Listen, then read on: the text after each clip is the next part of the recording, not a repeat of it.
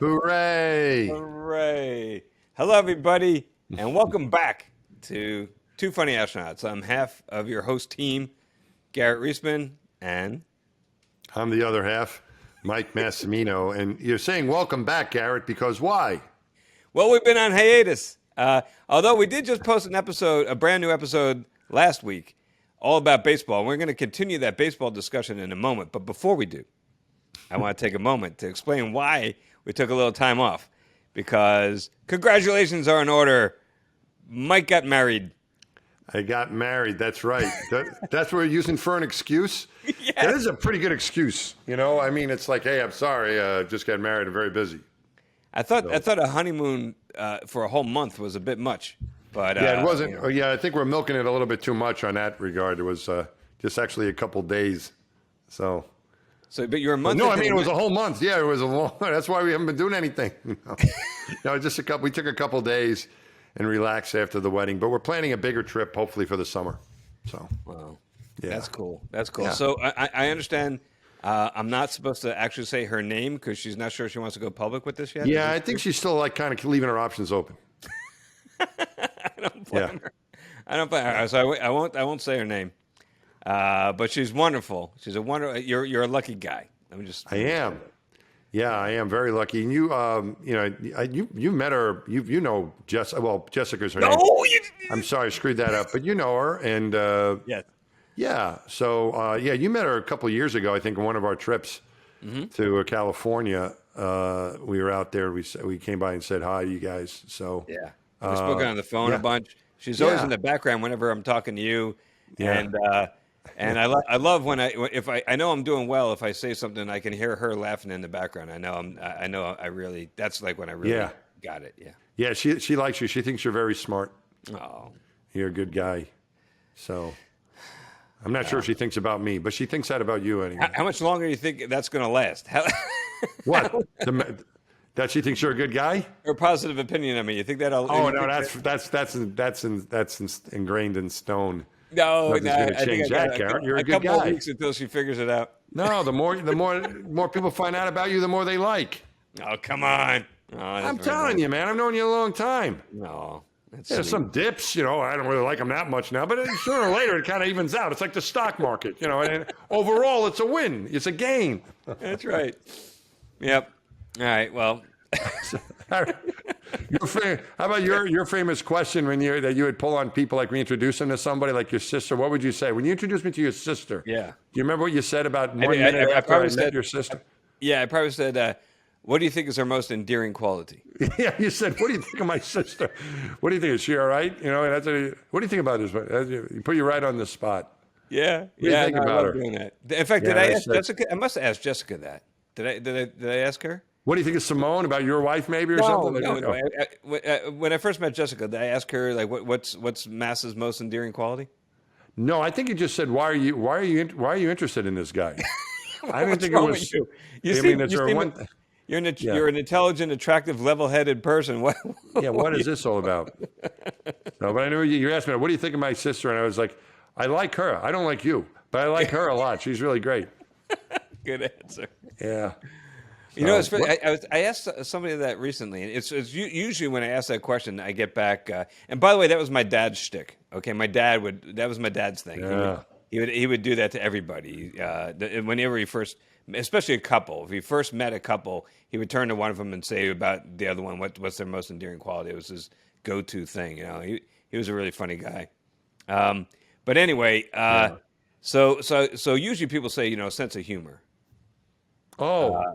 Yeah. Yeah, but recently I asked somebody that, and they gave me some really real offbeat response.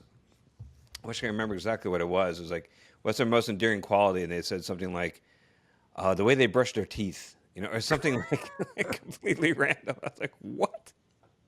Who answers that?" Yeah. Oh well, but I'm really happy for you. You guys. Thank you very much. And that's our excuse for being on hiatus. But we're back now. We're back. Lucky audience, huh?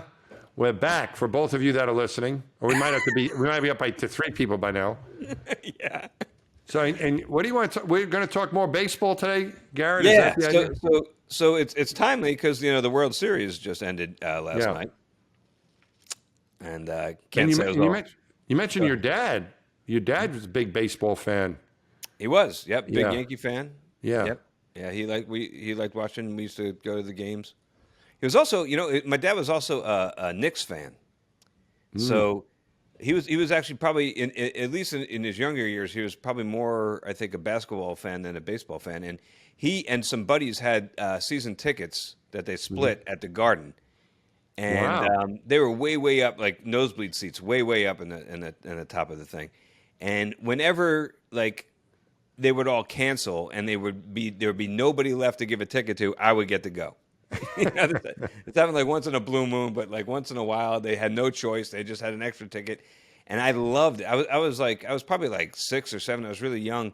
So I didn't understand what basketball was or how you played or anything. I just remember I got to go into the big city, and I got to go, on the subway train with all those people into this massive room, Madison Square Garden, right? With all these people, and get a hot dog and a pretzel, and that was it for me. I could care less about. I didn't even know what a 3-pointer was. I had no clue what was going on down there, but and the funny thing about that was it was such a wonderful experience for me as a kid that my dad, when he would take me, those were really magical moments, those excursions. And it was so positive. The connotation was so positive that there was this odor that was characteristic that would smell down there, especially in the subways. And I always took that to be kind of like a good smell. Like I had a positive. No. Yeah. And it was only when I was much older that I was back in the New York subways and I realized, oh no, that's piss. The distinct odor of the New York City subway.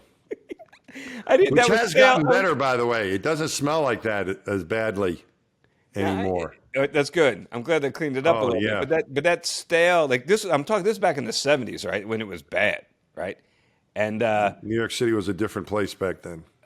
But that stale. And so are the Knicks, by the way. Although they're good, they're looking pretty good this year. Yeah, they're getting better. But if you saw them back then, I'm guessing maybe mid-early 70s, Frazier and Monroe was still playing there, and maybe those guys. It's pretty cool. But anyway, so the subway was the highlight for you? Yeah, and I got to smell pee.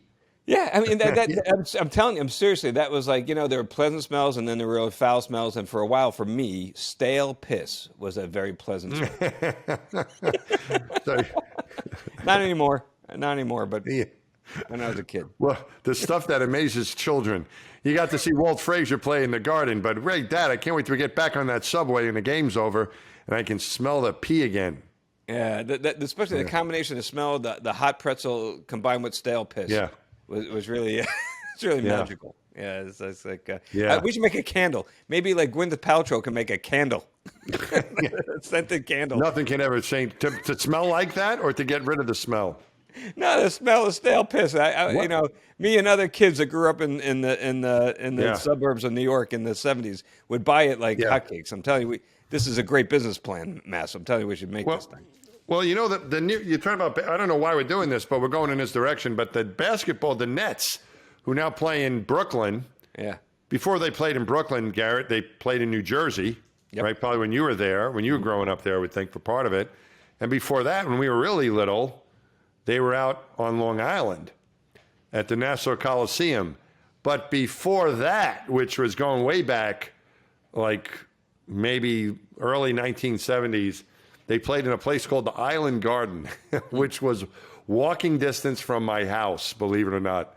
And my dad and I used to go and walk to these games, and this is before they were still in the ABA back then, and we would be able to walk to those games like on a Friday or Saturday night to the Island Garden to see the Nets play. They had play like Billy Paultz was one of the guys they had, and Bill Melchione, Rick Barry. I think he was a Hall of Fame. He played for them, and we got to see them in this small arena. And then they moved to a larger arena, the Nassau Coliseum. And then when they joined the NBA, they moved to Jersey. And now they're in Brooklyn, so they've been all over the place. But I remember that. Those nice father dad moments that we remember. So maybe you can do that with your son. Bring him to a place that smells like urine. I wanted you to experience. I don't know where you find that now because people are more civilized, but There's plenty probably of find places some. in LA we can do that. Don't worry. There you go. Yeah, I'll find one. I'll find a good one. Yeah. If any of you, if any of our listeners are from the Los Angeles area, and you know of a place that really has a nice scent of stale piss, please put it in the comments. Let me know. But I don't. When you were talking about your dad with baseball and how important that was to us, it really was important for both of us growing up. And I remember your dad. There was your dad. You started a relationship with the Yankees and some of your heroes with your dad. From what I remember, the story when you got to meet Roger Clemens and we got to meet other guys. So a lot. Yeah, did I tell the a lot of great memories there. What's that? Did I tell the Roger Clemens story? I don't think we told it. I don't remember.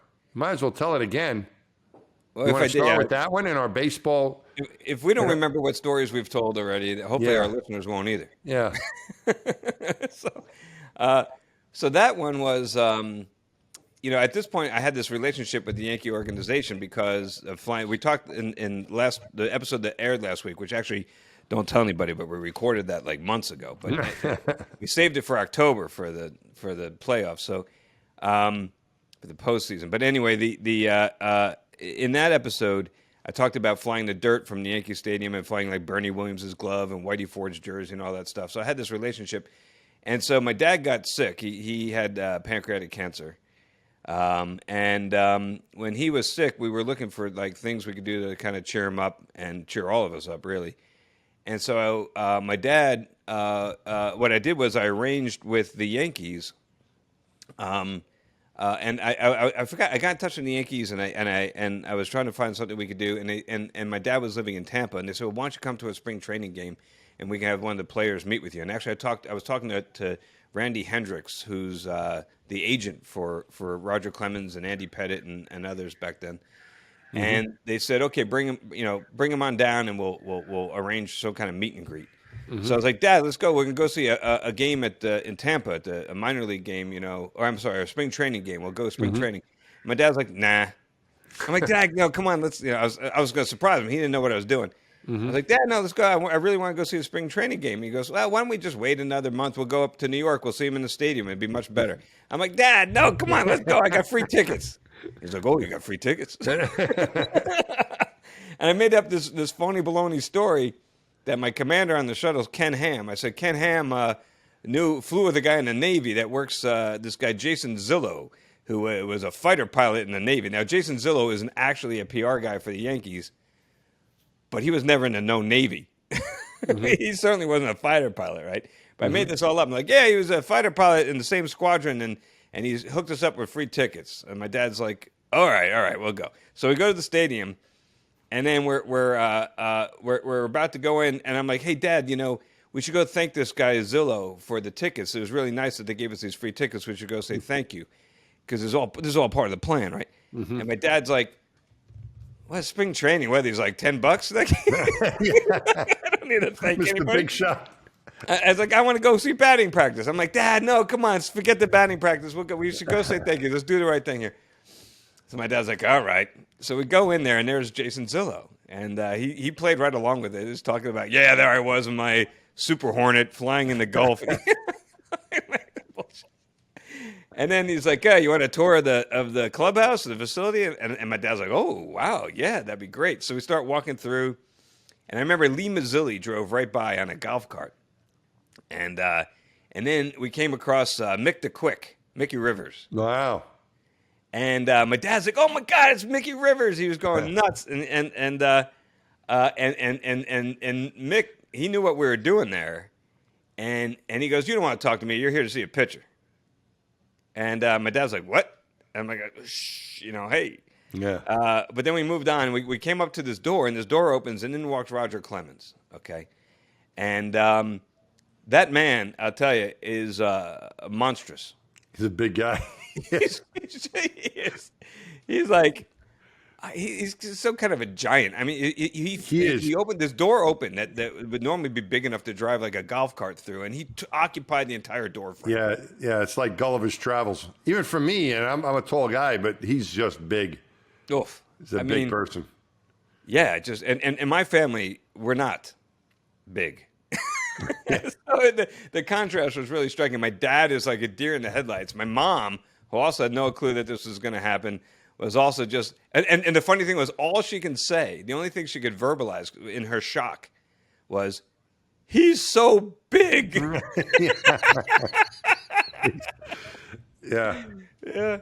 But he Those was pitchers, it's amazing how big some of those, some of these major league pitchers, when you get up close to them, even, like I said, I'm a tall person, but they're like big. They're like a normal, but and not like out of proportion, and they're not heavy. They're just like a regular person, but like, expanded. Yes. It's like they're like they belong on a different place. They're from a different planet. They're just big people. Yeah. It is. I mean, I've never met Aaron Judge or like Stanton, but those guys, I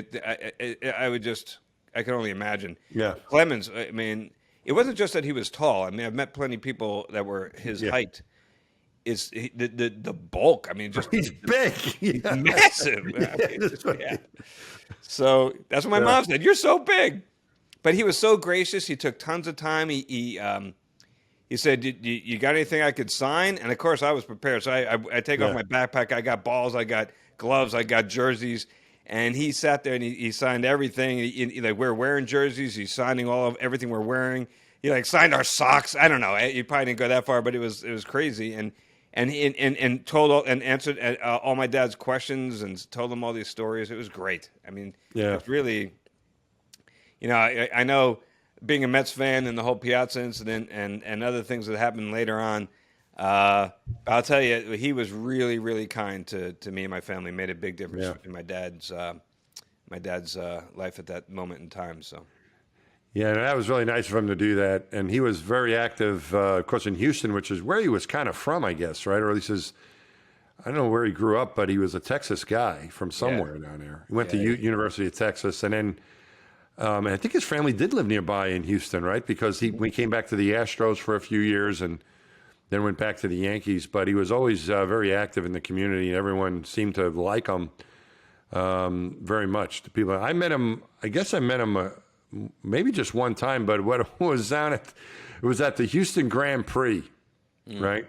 And so Drew Feustel, who was my crewmate, is really into cars and racing, and so we were going to go to this thing together, and it was sort of, I think there was someone that we worked with at NASA through the Hubble Space Telescope team. I was an engineer who had a friend who was an engineer working on these fast cars, like one of these Formula One looking cars, and part of it, there was a celebrity go-kart race, right? And so they asked us if we wanted to. I guess only had room for one of us. So I was like, Drew, you're the guy, because Drew used to race cars more when he was a kid. He was into this whole thing. So I was his pit crew, and it wasn't like. What kind of pit crew do you need for a go-kart?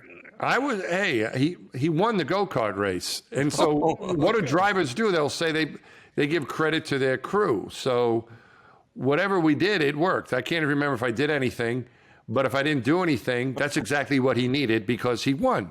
So I think I did contribute even if I did nothing. I think that was my contribution. Did you change the tires or anything? Or No. I didn't change the tires because they were good. If they weren't good, I would have changed them, but I knew not to do that, and that's how I helped him win the race. All right. But have you ever seen a go-kart race? Have you ever been to one of those things?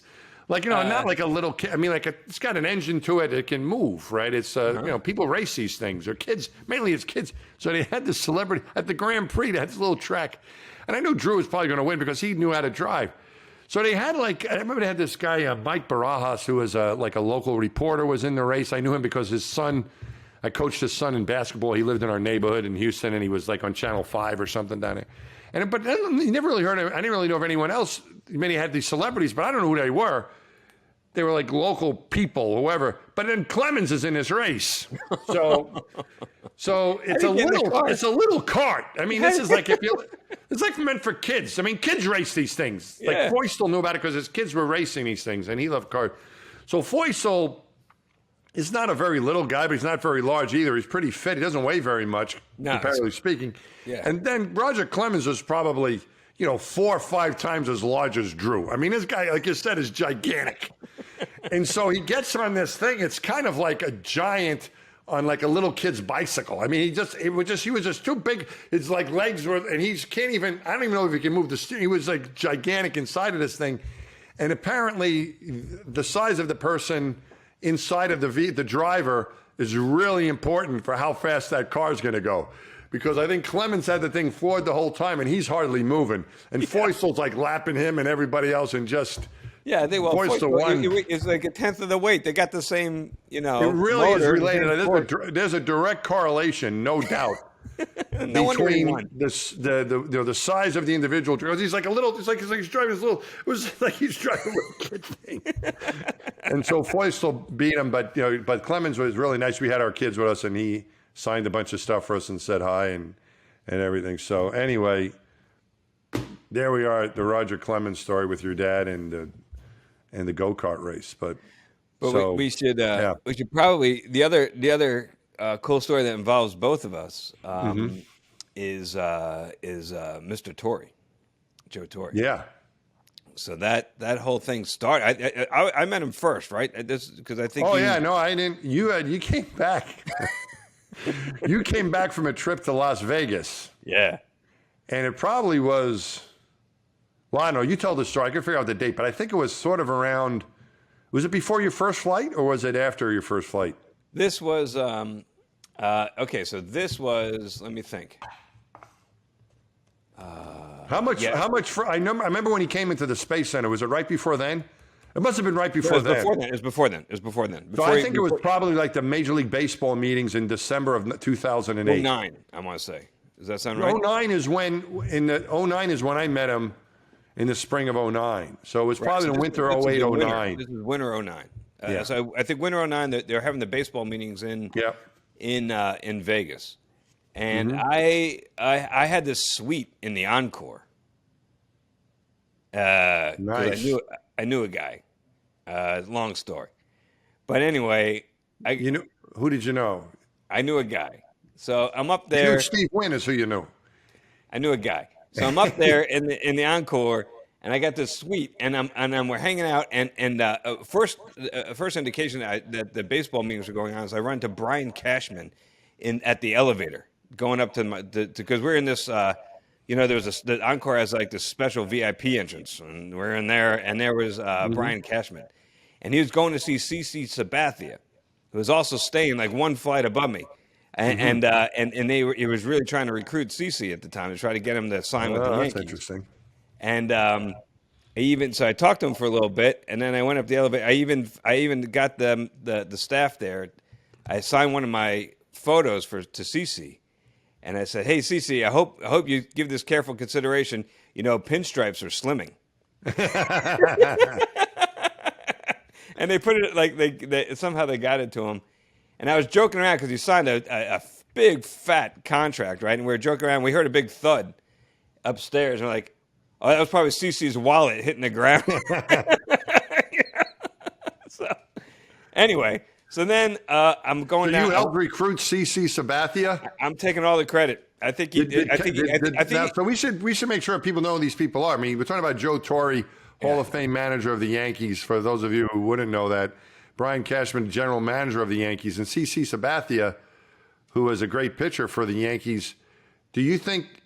I mean, did you offer to Cashman that you would help him with the negotiations with this guy? I told him I was a huge fan, but I didn't tell him that I was going to do anything. So, but I think he got that signed litho, the headshot, whatever we carry around it. Yeah. That I put out under his door, saying that, and he goes, "Yeah, I would look good in pinstripes. It wouldn't make me look slim." And I think that's why he signed. I'm taking all the credit. I think it was all you me. Get some credit for that.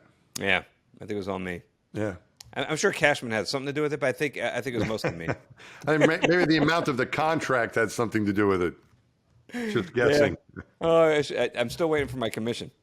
But and it's the Yankees too. That's a team a lot of players would want to play for, I would think. Yes, I would think that has probably something to do with it too, maybe. Yeah. So, but anyway, and then I go down to the gym to get a workout in. My wife and I, we both went down. And I'm going over to the stationary bikes, and there is Mr. Torre, Joe Torre, legend, and he's on the exercise bike working out. he's pedaling away. and my wife grabs me. She goes, "Don't, don't, don't bother him. Leave the man alone." Yeah. And I'm like, "It's Joe Torre. I can't." Yep. But I was nice. I was good. I waited for him to finish. Yeah. And then he's sitting there with like a towel, Yeah. and he's like toweling off his earbuds, from his iPod or whatever. Yep. And I said, "Oh, hello, Mr. Torre. You might remember me. I actually was at the stadium just about a year ago. I picked up some dirt that I took with me, and you might remember we did a ceremony."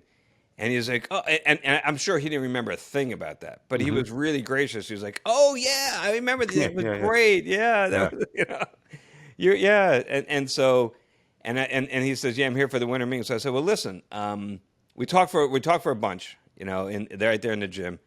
And I said, "Hey, I got this nice place upstairs in the building here, and it has these big windows that look out to the west. And tonight there's going to be a pass of the space station, a visible pass. The space station will fly overhead. And I figure it'll be perfect to view it from the suite we have. We got a full bar up there. Come on up. We'll have some cocktails and hang out and watch the thing." And he goes, "Oh, that'd be great. But I got the meetings. I got media events I got to do tonight. So I'm afraid I can't make it." So I was like, "All right, but hey, if you happen to be out at 6:30 at night, that's when it's going to happen." So I'm up there in the suite. We're having a little party. We're having some cocktails, and all of a sudden my phone rings at about like 6:20, and it's Mr. Torre, and he goes, "Garrett, where is it?"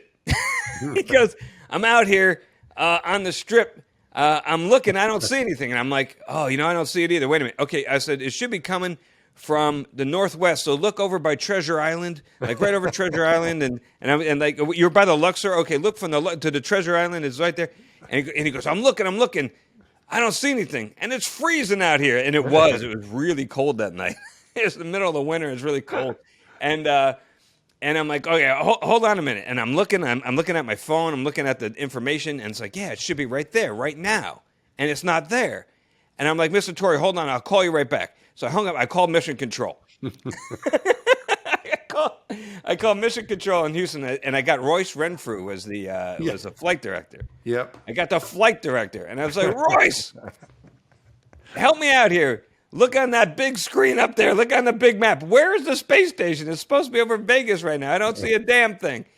And he's like, "It's over Cabo San Lucas." "Cabo San Lucas? What are you talking about?" I'm like, "No, turn it around.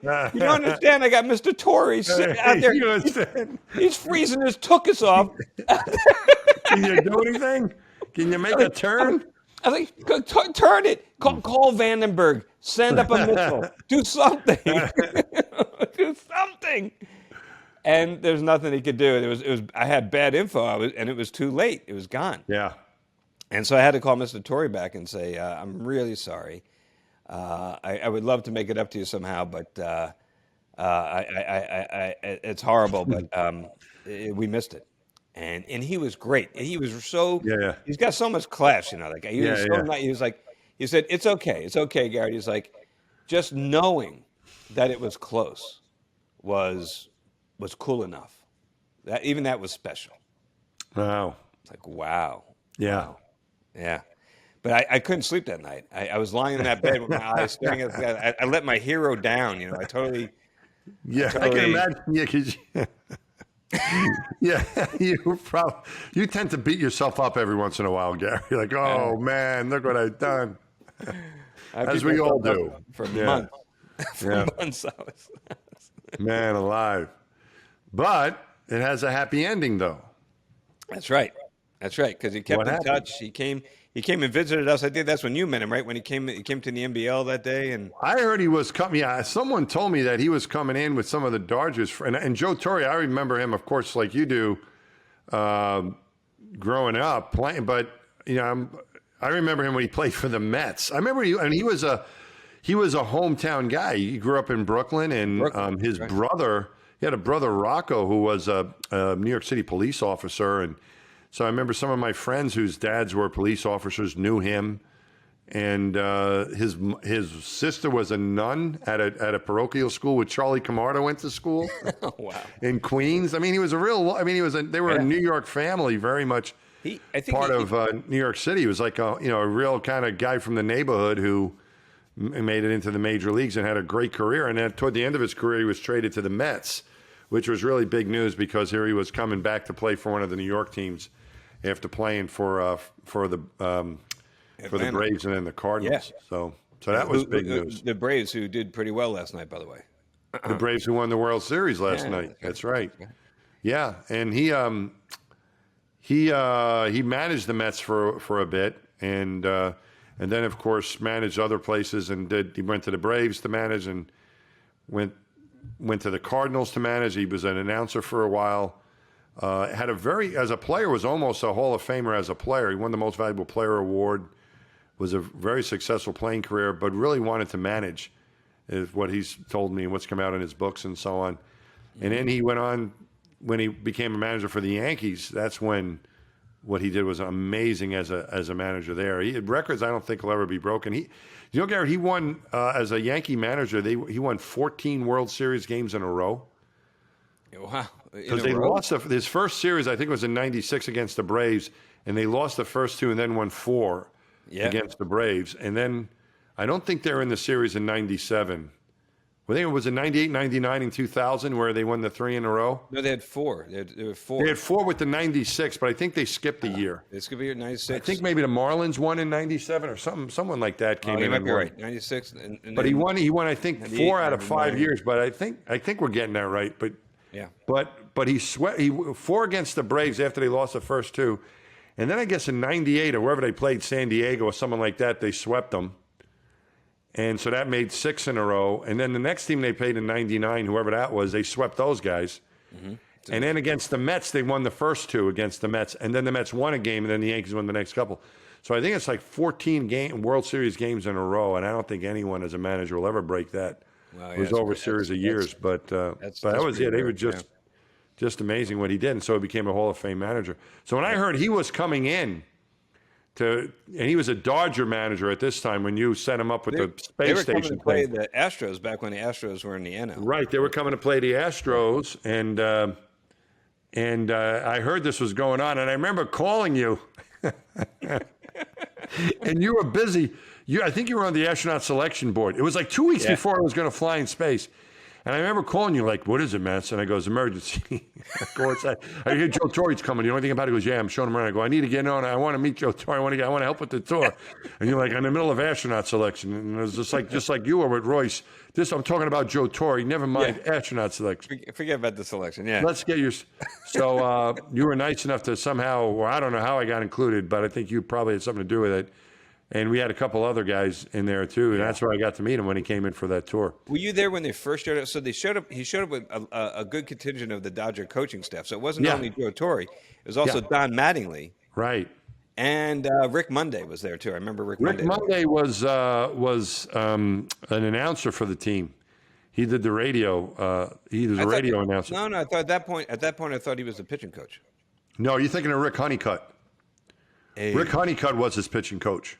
No, Rick, but wait, but what? No, Garrett, I got this one right. Rick Monday was an he played for the Cubs. He was an outfielder, right? Rick Monday? He was an outfielder. Okay. He saved the flag in Dodger Stadium. The flag, that was the thing. Yeah, he tried to. It was a father and son were trying to burn the American flag. This is like in 1977.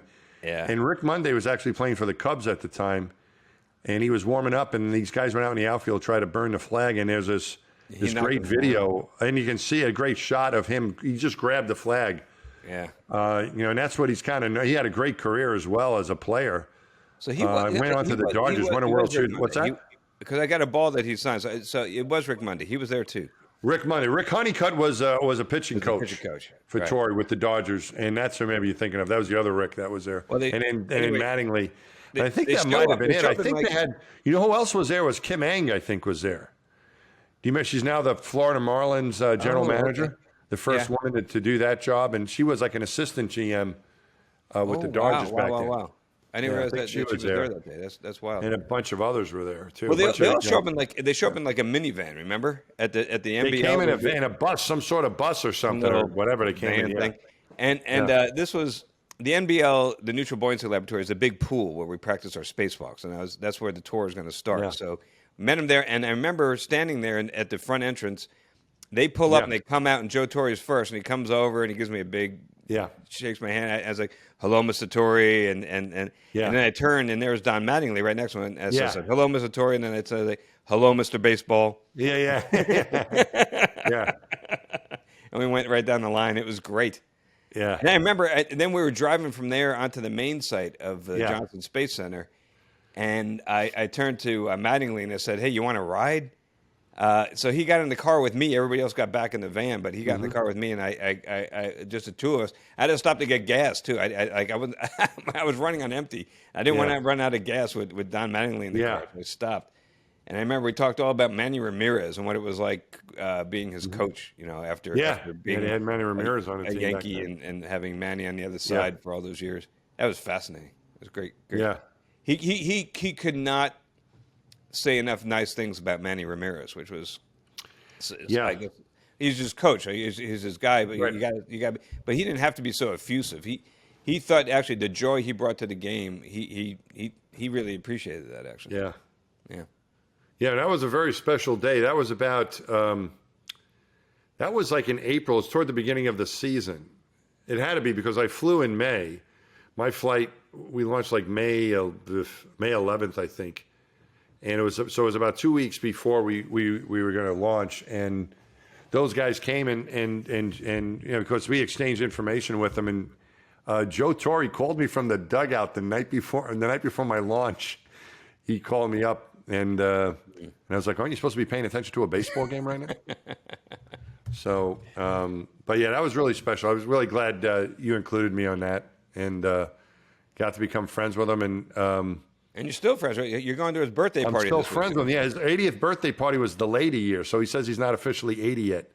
But that's coming up in a week. So, Cool. yeah, no, it's been great getting to know him and his family and all the people around him. He really is just a very special person. I mean, he's very open to people saying hi to him. He has so many friends. He's just a wonderful to be around. Every time I'm around him, it's just wonderful, and you learn something from this guy about life just by osmosis about something. And all of his players loved him, and he was such a beloved person in baseball, and still is. And he's 81. He looks younger than us. That guy, That's not saying much. certainly younger than me. But a guy, he doesn't look like he's 80 years old. He looks like a young man. So, yeah. And then Anyway. I told the story in the episode we aired last week about taking his ring. So he gave me his 2000 World Series ring and how we were worried that we would lose it and how he was so gracious about it. Like, Yeah. well, if we lost it. But there's another, there's another really wacky coincidence. So while I was up there, he had dinner. During that second mission on Atlantis, after let me get my story straight here.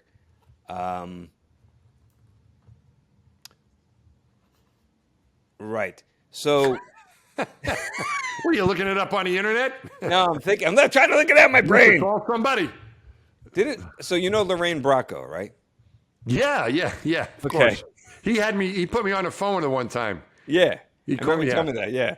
Yeah. So Lorraine Bracco used to be married at one point to, was it Edward James Olmos? Does that sound right? I don't know. Do me a favor. I just got married. I know about that one. I'm not sure about anybody else. No, I don't know. That sounds about right, though. That could be it. Jason, can you hear me? You listening? Jason. He's already Yeah, asleep. Hey. Our producer, Jason. Working on it right now. Google Lorraine Bracco, Edward James Olmos, and tell me if I'm making this up. Give me a second. I'm going to screen share this one because I think that sounds nice. Is that real? Yeah, it's it. Well, I mean, let's see. Lorraine Bracco. There she is. Let's see. Okay. Spouse. Spouses. spouses. Oh, it's got to Edward be James true. Olmos. Yeah, there it is. 94 to 2002. I knew it. All right. So here's this is a really weird thing. So let me back up a little bit. So I know Eddie James Olmos from Battlestar Galactica. Right. And so I was hanging out with him and some of the other Battlestar Galactica guys because Ron Moore, we did this thing. That's a whole nother story. I'll have to do that in another podcast. But I got to know Eddie, and I was having dinner with him and a couple other guys, and I offered to fly something for him on my last mission on Atlantis. And he was there with his he had a new wife at that point, a different woman. But he was married. I knew at that time. I actually remembered that he was married to Lorraine Bracco at one point. So anyway, we're sitting there having dinner, and I'm taking a bunch of stuff. I'm taking a whole bunch of stuff. These guys, Michael Hogan, who played Colonel Ty, and Eddie, both gave me their uniform insignias. You know, their little the little pins and stuff that they had on their uniforms, their ranks that indicate their rank. This is Star Trek stuff? Is Battlestar Galactica. I said that on purpose just to see if I get a rise out of you. Come on, man. Star Wars, what was it? I'm sorry. Hey, with our audience, you got to get this right. That's right. They will not forgive you. All right, Battlestar Galactica. Battlestar Galactica. So I'm taking all this stuff for them. Ron Moore gave me his son's little model Viper, and I actually filmed it going through the cupola with the Earth in the background. I'm like, hey, look, we found Earth. Did you do any work while you were up there on the space station? You were Well, no, what do you think? It wasn't like I was working on the Hubble. I didn't have anything to do. I'm just having a good time playing with my toys. All right, so that's pretty cool doing that stuff. Right. So I said, is there anything else you want me to take? And he thinks about it, and he looks down, and he pulls off this ring. He had like multiple rings on it. He pulls off this ring. Who are we talking about now, Joe Torre or James No, Olmos? we're talking about Edward James Olmos. Okay. So Eddie Olmos pulls off this ring, and he hands it to me. He goes, take this. And his wife, who was sitting right there, was like, are you sure you want to do that? Yeah. Can we get insurance on it? But I could tell like something's up, something's going on there. And so I wasn't sure what really was the deal there, but I could tell like it wasn't their ring. Because they said something like, that's like, it's like, They mentioned a third person, or won't she be concerned, or something like that. Like when so you sure you want to give that to him? What kind of ring was it? It was a wedding ring. So I take this thing. So anyway, so Joe Torre is having dinner with Lorraine Bracco in Chicago. I'm up in space now, and during that dinner conversation, Joe Torre says to Lorraine Bracco, "You know, my World Series ring right now is flying in space as we speak, is circling around the planet." And Lorraine Bracco looks at Joe Torre and says, you know what? I think my wedding ring is too. Wait a minute. So you said he was married before. So this was his current wedding ring he gave you or his old one? The old one. He was wearing his old wedding ring? His marriage to Lorraine. But he wasn't married to her anymore. No, but he kept the ring. And until he gave wore it to me. Until he gave it to me. And so so Joe Torre, like he's friends with Lorraine Bracco. I don't know how. Yeah. No, they're very good and by the way, I friends. got this all third hand because Tanya Bracco is the producer on the Colbert Report, and we became friends, and she told me this whole story. So I got this all from her. So I guess it's all hearsay, but What's hearsay? Anyway. But Wait, whoa. What's hearsay? The conversation with Joe Torre that she had? This whole dinner thing in Chicago, because I wasn't there. I heard it from Tanya Bracco, who got it from Lorraine Bracco. I don't know why the guy's wearing the old ring. That's what I'm trying to figure out. Well, when I It was came bad back, luck. You shouldn't have taken it. I heard this whole story when I came back, and before I gave it back, then I met him again for dinner, and I gave him back his ring, and I said, Who so are we talking about now? Joe Torre or the other guy? Eddie Olmos. All right. So I met Eddie Olmos, and I heard this whole story about how randomly Joe Torre and Lorraine Bracco were having dinner, and they realized that both of them had rings in space. Wow. At that moment. And just that crazy coincidence. And then when I gave him the ring back, I said, by the way, this ring is not from your current marriage, is it? And he gives me that kind of little sly grin and goes, nah. So it was true. Wow. Crazy, huh? Yeah, it's pretty interesting. She was, I guess, in his office, and he had a picture of me in his office or something. This is when he was with the Dodgers, and he called me one time. He goes, I think he said, do you like The Sopranos? I'm like, yeah, sure. He goes, I would put you on Lorraine. So I got to speak on the phone with her, and then I saw her at an event on September 11 every year. I don't know if they're going to keep doing. I'm sure they'll keep doing it, but I don't think they did it over the pandemic. But Cantor Fitzgerald was one of the investment firms that lost a lot of people, and they have this charity event, and different people show up. Joe Torre goes to it, and you do things like a charity thing that all the money that day goes to charity that they make down there, and she was down there. I got to meet her. It's a cool lady. Mm-hmm. But I think some of it's what we haven't really talked about our connection to space here, and I guess we're almost out of time, or like overtime already. Way but I think it's just like, all these things as being an astronaut have given us the opportunity to do these really cool things and meet some of our heroes. And Jessica and I were at a jazz club last night, and the singer there was her name was Megan Hilty, and she said something about, she was talking about some of the singers that that inspired her or she looked up to, and they were her heroes. And she said, you're never supposed to meet your hero because you always get disappointed unless your hero is this person. She gave these examples, and I think it probably goes for some of the people that we mentioned. Roger Clemens. You mentioned Don Mattingly, and especially I think Joe Torre. Yeah. Meeting that guy is not disappointing at all. And it's extraordinary. And when you meet someone like that who you looked up to as a kid because he could play baseball really well and he was successful, and then you get to know him a little bit and you realize, well, really the greatness in this person is who he is as a person. Because that's and Joe Torre had this reputation of and was widely lauded for being just a really classy guy, just having a lot of class. And then you meet him, and you figure that you have such a high expectation, you're only going to be let down. But no, right? No, actually, he lived up to that. I agree. And that's the cool thing. That's one of the cool things about being an astronaut, Garrett. We get to meet these people. Yeah. And go introduce ourselves to them, and they usually are nice. Although I tell you, in the clubhouse, yeah, the one thing that was different that I observed in private when we were just us hanging out in his office in the clubhouse, him and Mattingly was there, was unlike in public, there was a lot more use of profanity.